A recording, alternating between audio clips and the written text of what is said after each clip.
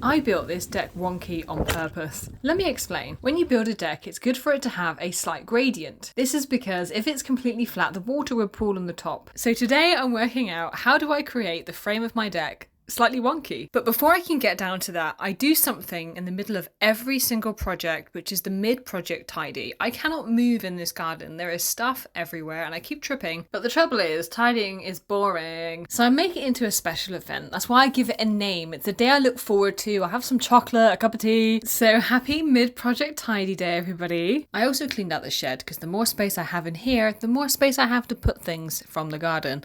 Do you see all that wood that I've kept?